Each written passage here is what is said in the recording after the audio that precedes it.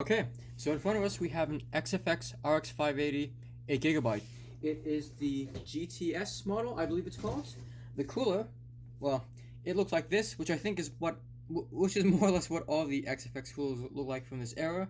Anyways, it's a rather ugly card if I'm going to be honest, but it is an RX 580, and that's a phenomenal GPU.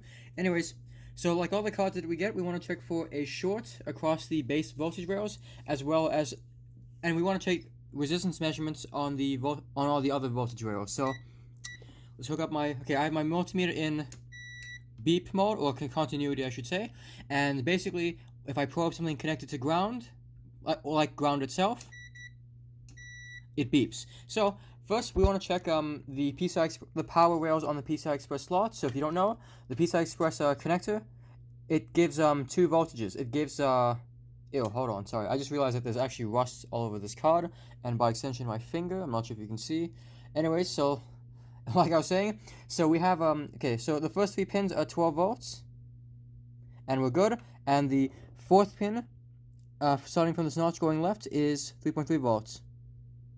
You know it's 3.3 volts because if you go 1 pin further left, you'll hit ground. So our card is just fine on the base voltage rails at the PCI Express slots. Anyways, so now let's check the 8 pin. So there are 2 inductors for this. We can just check either one of those. Again. And yep, we're good. So, actually, let's just check this top one instead. It'll be easier. Yeah, we're good. Okay, so that's good. Now let's check the voltage rails generated by the card itself. So first, let's check the display rail. This is it's called the display rail. Okay, on top of being, I'm sorry. It's kind of like AMD's equivalent of the PEX rail, except it has a few more functionality. So if you have a card, let's say that's it's unstable when it's let's say the primary card and putting display, but is stable as a secondary card when running games, through the Microsoft's graphical settings. How you can use, let's say, a secondary card to power the game, to run a game even though you're actually running off the iGPU. Well, anyways, if you have instability when this is the display card, but on the iGPU, this is perfectly fine. You might want to consider display rail. Anyways, so let's just start with a resistance measurement. So we have 14 ohms. This is actually perfectly normal. The display rail has a very, very low ohm rating. It's not, well, in my limited experience, you should expect to see about 15 ohms. Okay, so now let's check, let's check 5 volts. If 5 volts is actually on the other side of the card, it's generated by this, linear dropout regulator, in particular this tab over here. So when I measure 5 volts, I'll be measuring at this tab, and also when I check 1.8 volts, it's this over here. So I'll be checking it at the I think the capacitors themselves are probably 1.8 volts. So anyways, let's take a resistance measurement on both of these rails. So starting with 5 volts, we have, what's it say, 554 ohms. That's fine. And now let's check 1.8 volts. 1.8 kilo ohms. That's also perfectly fine. Okay, so we're good on those 2 rails. Now let's check VDD. No. That's right. Okay, so this is the memory phase here. Since this is let's see, micron. Yeah, that's right. Micron memory. We expect to see about 50 ohms, or, well, 352? What? You know what? We'll go with it's normal. I guess I have a lot to learn. We'll just say that 352 ohms is perfectly normal, even though that looks ridiculous to my eye. So now let's check VDD-CI. 18 ohms. This is perfectly normal. The memory controller is normally very, very low. So 18 ohms is 20 ohms, 18 ohms. Perfectly normal. Okay, so the card seems safe to boot. We have no shorts, and all our voltage rails connected directly to GPU look good, which tells us that the GPU is probably alive. So let's hook up the card and let's power it on. Anyways, so now that the computer's on, let's boot the card. Okay, so first let's check the base voltages. So let's start with 12 volts at the PCI Express slot. We're good. Checking 3.3 volts. And we're good, okay? Now let's check 5 volts. We're good. Checking 1.8. Still good, okay. Now let's check the display rail. And we have nothing, okay. So, because we don't have the display rail, I expect that we won't have the GPU or the VDDCI memory controller or the memory, but let's just check them anyway. So let's just start with the GPU itself. Nothing, as we thought. Checking VDDCI or the memory controller. Nothing, and finally checking the memory itself. Nothing, okay. So, I'm not that familiar with RX 580s, but from what I do know, the first three rails that turn on, and in no particular order by the way, are 5 volts, 1.8 volts, and the display rail. So this would be the display rail, just in case you've forgotten already. So 5 volts, because it's a linear dropout regulator, and as you saw, only has 4 pins. I should say it has actually, well, it technically physically has 4 pins, but, 3 pins in a tab, but technically speaking, it really only has 3 different pins. So it has an input, 12 volts, it has an output, 5 volts, and then it has a feedback circuit, which, off the top of my head, I don't know what its voltage is, but, it controls what voltage it outputs. So, the thing about the 5 volt rail is that it turns on as soon as the card turns on, or it should. 12 volts, I'm guessing, comes from the PCI Express slots for the 5 volt rail. I'm not too sure. Anyways, so the other voltage rail that turns on is that we have at least is 1.8 volts. So this is one of our first rails. So 1.8 volts on I want to say at least XFX cards. It takes 3.3 volts as enable, 3.3 volts as voltage in, and it takes 5 volts as V control, or sometimes basically our VCC like pin. So since we have 5 volts and 3.3 volts, we have 1.8 volts, and of course that's fine. As for the display rail, this is of course where our problem is. So we want to be checking voltage in, enable, and VCC. I'm going to start by checking enable, as that's, I'd say, usually the component that's missing on a random buck converter that's not turning on. So let's start the card. If you don't know, enable is also connected to the POK pin for our 1.8 volt buck in linear dropout regulator. This is it's an APL 5932A. On some other cards, it's a GS7103. Anyways, so let's check the enable signal. So this is I'm going to be checking the POK signal pin on our 1.8 volt linear dropout regulator. So we have 1.1, 1.2 volts, which is not high enough. If you don't know, so our let me just turn this card off. So our buck converter for our display rail, it's a APW8713, I think.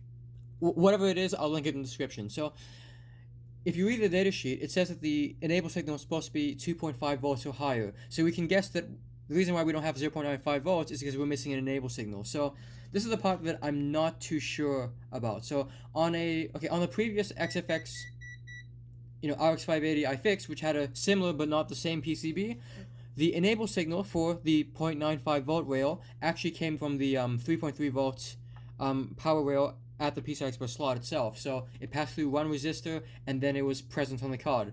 So in this case, it seems like maybe I'm not too sure if it's supposed to still get 3.3 volts directly from the PCI Express slot, or if there's some more complicated scheme. But in either case, I have to start digging around the card to figure out, what exactly we're missing. Okay. So I've been looking at the card a little. So I made a guess and an incorrect guess, I should add.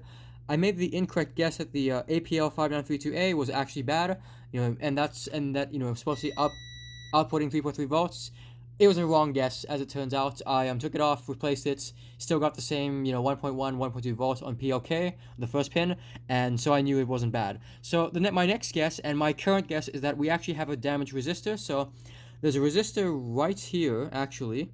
So on one end is 3.3 volts, and on the other end is our missing enable signal, or our low enable signal. This resistor reads as about 6 kilo ohms. 6.3 to be specific. I'm going to guess that this is not the correct value, and that instead it's actually supposed to be 0 ohms. So I just want to point out that the assumption that the resistor is supposed to be 0 ohms is likely incorrect. So on my 2 dead RX 480s, this resistor would be 10 kilo ohms. Now the unfortunate part is that, as you've seen in a minute, when I replace this 6.3 kilo ohm resistor with a 0 ohm resistor, we finally had enable. Except that now that I've repaired the card and replaced this 0 ohm resistor with a 10 kilo ohm resistor, we still have enable. This suggests to me a couple of possibilities. Either there's something really weird going on with our 6.3 kilo ohm resistor, such that it had a significant voltage drop, but our 10 kilo ohm resistor did not have a voltage drop, which contradicts even a basic understanding of electronics. Or there's something else going on with the circuit, which I think is a fair possibility. Or I measure the resistance of this resistor wrong, which again is another fair possibility. But in either case, there's something very suspicious about this particular part of the repair, and so I just want to point out, for honesty's sake, that I don't really know what's going on in this case. And I can't go back and check because I already threw away all my bad components. What I'm going to do is I'm going to replace this resistor with a 0 ohm resistor, and I'm not sure if this is the proper repair because I haven't seen enough RX 580s to really know, but at the very least we should have a working 0.95 volt, power rail. Okay, so I replaced the resistor that I mentioned. So it was, like I said, it was 6.3 kilo ohms, and it was on one side it was the enable signal for our 0.95 volt display rail, and on the other side was 3.3 volts directly from the PCI Express slot. I replaced it with a 0 ohm resistor, and let's see if the card actually boots now. Okay. Do we have 0.95 volts? We do not. Okay. Do we have enable? Let's check. And we do. So yes, we have enable now at 3.2 volts. Now we want to, okay, so now that we have enable, we want to check VCC and voltage in. So voltage in, I believe, is supposed to be 12 volts. But anyways, in either case, I have to look at the buck converter's data sheet one more time, and we'll check VCC and voltage in. Okay, so I checked VCC and voltage in for our display rail buck converter, and in both cases it's 3.3 volts. So since that's a base voltage rail and it's basically always present, I then check the soft start capacitor, and it's not short and it's also present. So I then went ahead and assumed that our problem must be the actual buck converter itself, and when we turn on the card, you'll notice that we actually now have 934 millivolts on the display rail, and in particular you'll see on the monitor we have an actual BIOS splash screen. If you're wondering why it looks corrupted, it's because it's my motherboard has a non-UEFI BIOS, and all semi-modern AMD cards give me that exact corrupted image when booting to the BIOS. But in either case, we seemingly have a working card, so let's go ahead and just check all our other voltage rails just to be very sure. So let's put VCore 989. Let's check the memory. We should see a little over 1.5. Yep, and finally VDDCI, or the memory controller, 0.95. Okay, so yeah, we have all our voltage rails. Of course we do. That's why the card works. And so all that's left to do is to put the card back together and stress test it. Okay, so as you can see, the card is running a game. It's been running a game for about an hour now, which I think is long enough. The thing about the display rail is that, anyways, like I may have mentioned earlier, it's if the card is unstable when used as a display card, but can run games perfectly fine when used as a secondary card, through Windows graphical settings, then that usually indicates a problem with the display rail. So in this case, since we've been running a game for an hour, I'm gonna go ahead and say the card is fixed. As it turns out, it was just those two things. It was the actual display rail buck converter itself, as well as a resistor that went bad on the well, I'm assuming it went bad on the enable line for the same buck converter. So anyways, I actually have another I have a channel announcement to make, actually. So some of my well, as you may have been able to guess, I'm starting to take YouTube a little more seriously. So I've been thinking that I should start a well, I'm gonna get a PO box so people can send fan mail. I'm hoping somebody sends me a broken graphics card. That would be nice. And I'm also gonna have a Patreon and/or donations page, as well as a contact page. And I'm thinking of making a Discord server as well, so people can ask me questions. But I'm not too sure on the Discord server yet. But anyways, all that stuff will be linked in the about section of my YouTube channel. So if you ever need like those kind of details, it'll be right there. Anyways. I hope you learned something from this video, and hopefully I'll see you in the next one.